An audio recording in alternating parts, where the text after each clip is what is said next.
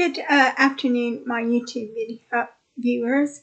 In this particular video, what we're going to do is we're going to calculate the number of trains that are needed for each hour.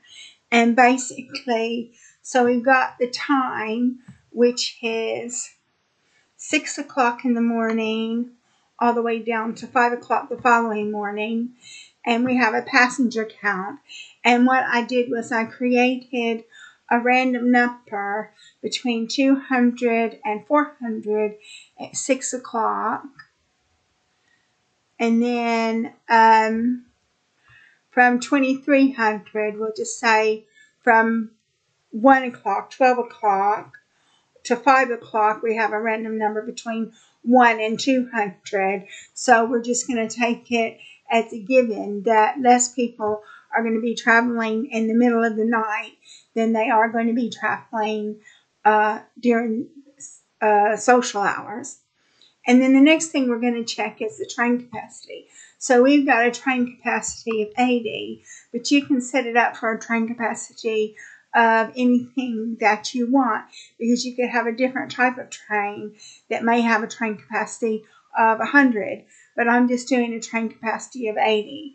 And then how you determine the number of trains that you need is you need the formula equals ceiling brackets B2, that's 391, divided by C2, that's 80, and then it's 1. So it's to a level of 1.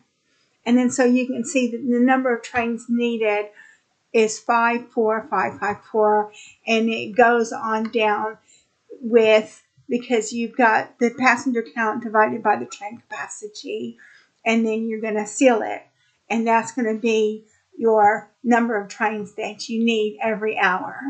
And you can make this more complex.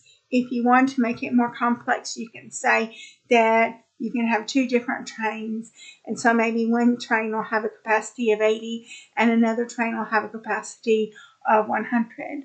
So you can make this more complex if that is what you would like to do. And what I did is I made a chart with the passenger count based upon the time, and you can see that chart here. So that concludes the videos for time series analysis. The next videos we're going to be talking about is non-parametric test. So I hope that you decide to watch the next videos.